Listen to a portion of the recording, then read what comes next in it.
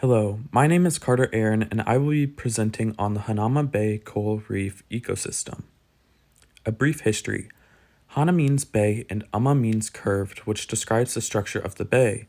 About 32,000 years ago, Hanauma Bay was created in a violent series of explosions. Hydromagmatic blasts happened when a volcanic vent opened underwater.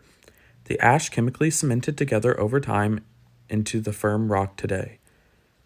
The ocean lapped at the base of the mountain range and a coral reef grew in the area. Hawaii declared its first marine conservation district in 1967 and it was named the Hanauma Bay.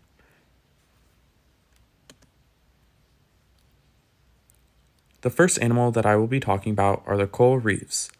Facts about coral reefs. Yes, coral reefs are animals, not plants. All coral is made from polyps, which are tiny animals. Polyps resemble upside-down jellyfish. There is only one variety of coral present in Hanauma Bay. It is the hermatypes, which are hard corals that build reefs. They look like rocks and stones on the ocean floor. Lastly, the Hawaiian Islands have 410,000 acres of living reef in the main island alone, which is more landmass than Oahu. The diet of the corals consists of algae within the coral polyps, using sunlight to make sugar for energy. They also eat zooplankton. A few threats to corals are the competition for space and light, storms, and animal predators. Next are the triggerfish. Easily recognized by their angular heads, long flat bodies, small fins, and small eyes. They can protect themselves with small tail spines that can scratch and injure other predators. They are named triggerfish for these small trigger-like spines. These fish are constantly on the move. While snorkeling, you will see them moving in small groups. They slow down at night and use their lower spike to trigger into the sand for rest. The state fish of Hawaii is a triggerfish, and its name is the Humuumu nuku apua. These fish have the ability to rapidly alter their coloration. They can fade into a dull color when sleeping or vivid while the fish are healthy and unthreatened by their surroundings. Their diet consists of crab, shrimp, sea urchins, worms, and other invertebrates. Triggers do not hunt fish, but will rather eat their dead flesh. The threats to these fish are larger reef fish and pollution. Next are the Hawaiian green sea turtles. They are the largest hard-shelled turtle in the world and can grow up to 3 feet in length. They generally weigh between 300 and 350 pounds. Their sex is determined by temperature. The cooler the sand, the more males produced. The adult green sea turtles are herbivorous and eat seagrasses and algae. These foods create the greenish body fat that give the turtle its name. The young are carnivorous and eat jellyfish and other invertebrates. Overall, the turtles are omnivores. The threats to these turtles are the destruction of the coral reefs, the pollution by chemicals and garbage, the loss of nesting beaches, and fibropapilloma. Next is the millet seed butterfly fish. They are very distinct in the bay with their yellow and blue dotting on their bodies. The fish is very flat and tall. They camouflage using a black spot near their tail. This confuses predators who can't distinguish this spot from the fish's actual eye. The fish are carnivores. They feed on coral polyps in the reef and sea anemones. Millet seeds live in shallow waters less than 18 meters deep, so the bay is the perfect place to find them. The threats are habitat loss and declining coral reefs. Next is the box jellyfish. A few cool facts are that these jellyfish are named for their cube-shaped appearance of their medusae. Box jellyfish have no true head, heart, brain, or skeleton. They are made up of about 95% water and use the surrounding water of the ocean to support their shapes. Box jellyfish also have 24 eyes. The jellyfish feeds on small animals that they can catch with their tentacle stinging cells called nematocysts.